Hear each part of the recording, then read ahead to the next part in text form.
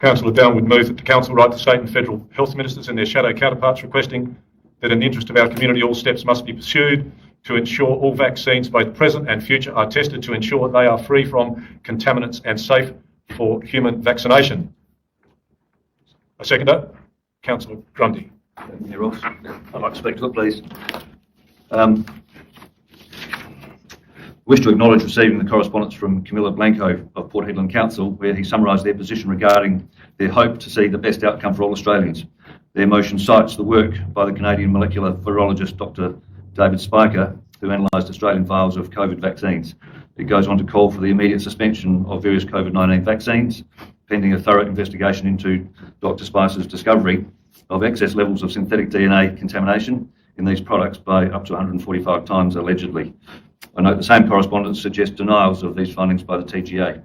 I contend that Council have a duty of care to the health and safety of their residents. At some point, questions of safety must be addressed. Have members of the public received vaccine injuries? Has there been an increase in myocarditis? Has there been an increase in pericarditis? Has there been an increase in cancers? Have people's immune systems been compromised? Could any of these matters be attributed to excess contaminants discovered by the research? I don't know the answers to these questions. However, I do know that as councillors, we have a duty to be advocating for the best outcome for all members of the community. What we must see is confidence remaining in our public institutions, including the health sector, which can be achieved by having those experts in the health sector constantly testing the science. Allow me to talk about the concept of settled science. For those who seek to use the throwaway line that science is settled, can I suggest that that phrase is really an oxymoron or a flawed hypothesis? True science is science which is not shielded from ongoing scrutiny and testing. True science embraces constant testing, verifying and being sceptical of all claims. So finally, tonight's motion seeks to have our representatives insist on the highest standards for the benefit of all Australians, and therefore I'll be supporting it. Councillor Grundy. Mr. Downwood, Councillor Downwood, I prefer you to speak but you'll be able to close any discussion. So if we'll just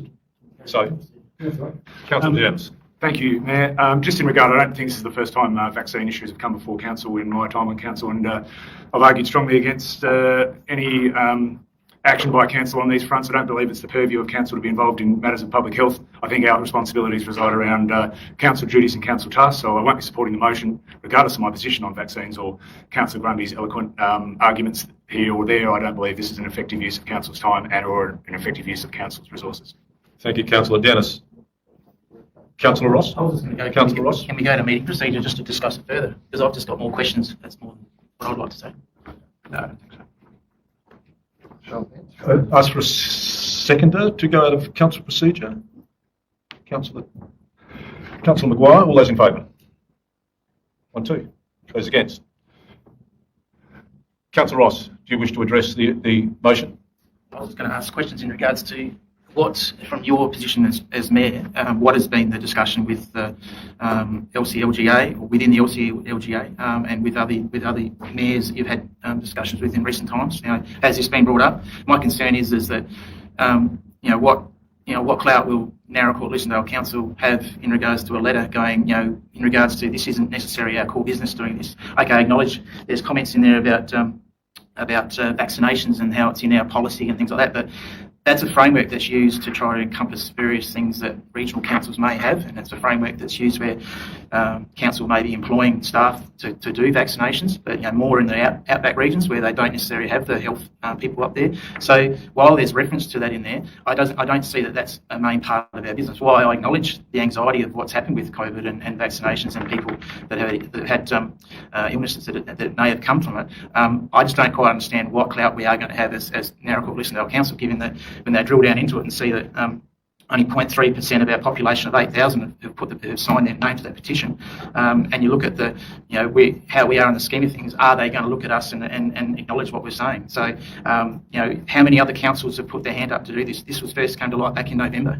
So we're now in March. How many councils are actively talking about it? Because while I acknowledge the concerns, I just don't understand how we will, what we say and what we do here is going to gain any traction. I would, why isn't it going through the medical society? Why isn't it going through different parts of health? That's something. That's my question. So it's more, okay, what have you been hearing in your world as Mayor? Thank you, Councillor Ross. So, in my world, as you call it, there is certainly informal discussion around the letters that have been written from Derby, no, Port Hedland, just close, Port Hedland. And as far as other councils making decisions or actually, moving to this point, yes, there are some. Is it overwhelming across the countryside? I'm not sure, but I don't believe so at this point. And as far as our role, and so advocating for our community, I think it is important that we do advocate. And, it may only, okay, so it's 0.3%. So every percent matters, whether it be 0.3 or otherwise.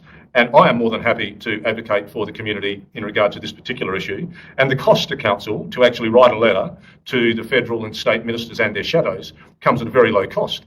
And will it be deleterious? Will it affect the council per se? I don't believe so. I don't think we're going to be seen as some sort of pariah council within Australia or within South Australia, in my opinion, for having supported this particular motion. I don't often speak, but you've asked me, Councillor Ross, and I've actually taken it on notice from the previous CEO that perhaps I should make some commentary a little more often. One question. Yep. In regards to clarification of vaccinations, in the petition it says all vaccinations. So is that just COVID vaccinations or that vaccinations broadly? That's the other thing there too, is that, what are we talking about here? Because So in this particular case, I think what Councillor Downwood is asking, in my opinion, is quite clear. That pretty much all vaccination, these are medicines that you're going to be putting into your body via hypodermic syringe, both present and in the future, be tested to ensure that they're free of contaminants. That's how it reads to me.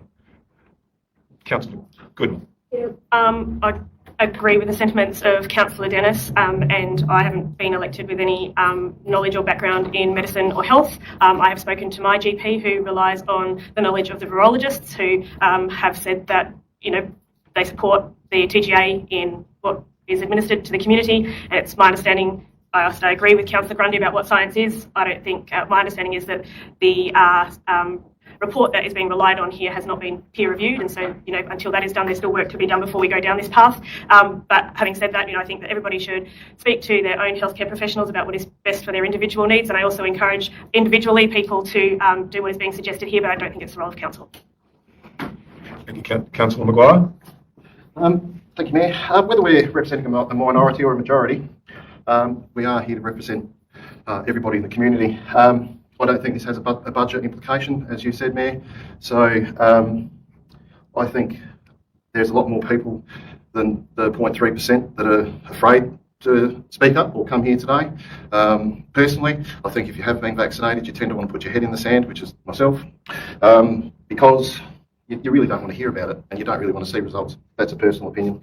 I think as a local government, and I said this to Councillor Grundy probably about 5 years ago, the more influence that the two major parties have by corporate companies and they start making bad decisions, local government does have a responsibility to actually speak for the community, because we are closer to the communities than our state government counterparts. So I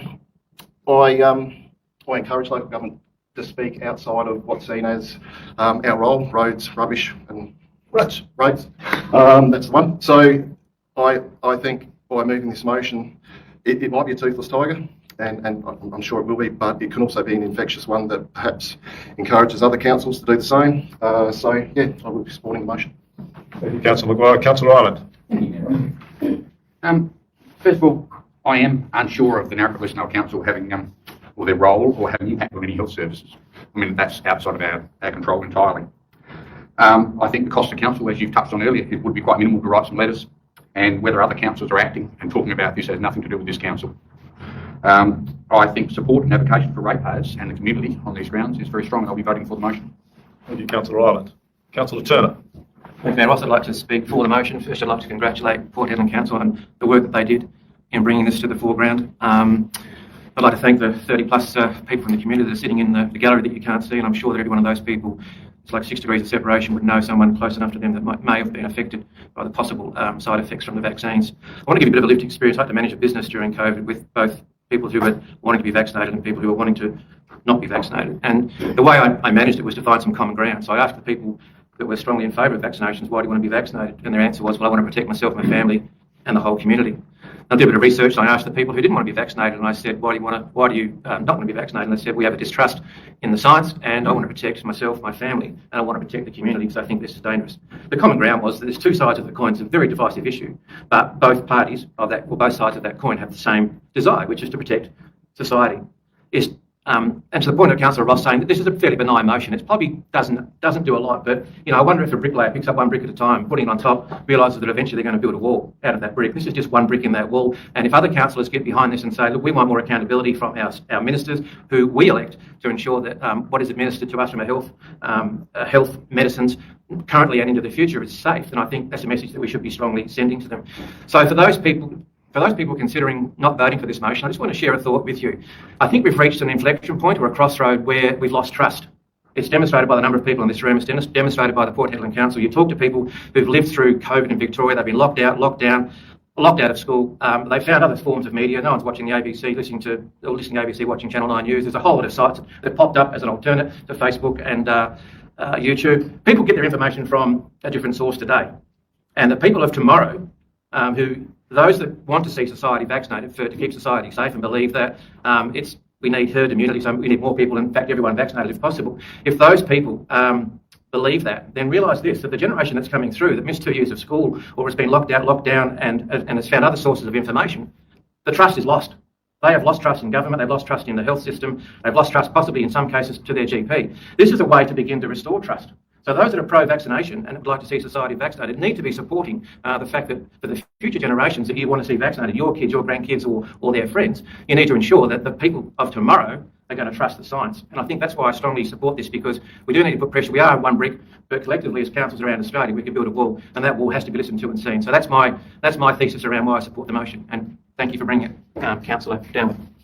Thank you, Councillor Turner. Would you like to wrap up? Thanks, Mr Mayor, and I'd like to thank those that have spoken in favour of this, and those that are considering not, I'd like them to consider what Councillor Turner had finished with his. But from my point, Mr Mayor, I move the motion not just from my own personal concerns, but from the approaches made to me by committee members regarding concerns from social media attention regarding vaccines released to address COVID. It's concerning the alleged worldwide rise in unexplained mortality rate, particularly across youthful communities, and the rising incidence of serious cardiovascular, motor neuron, turbo cancers, etc., and seemingly no focused inquiries by those tasked with community protection.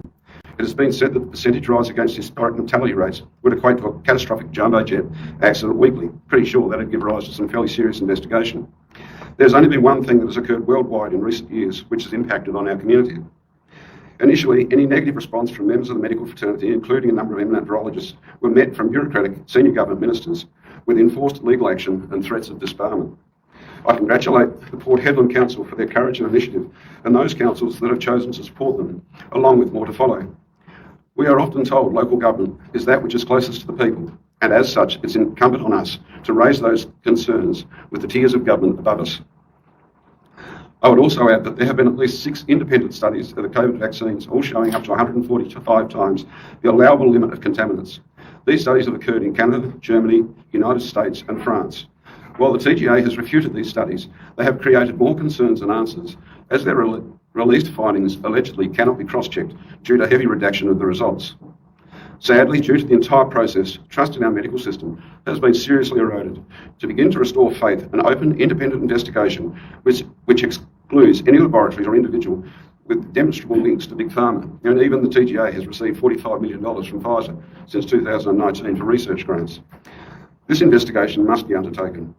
For whatever reason, the 2 tiers of government above us have been reticent in conducting an open investigation. It is incumbent on us to make this request on behalf of our community. They seek your support. Thank you, Mr. Mayor. Thank you, Councillor Downward. There being no further, I put the motion. All those in favour? Those against? The motion is carried. Thank you. I call a division, please. So A division's been called. All those in favour of the motion, please stand.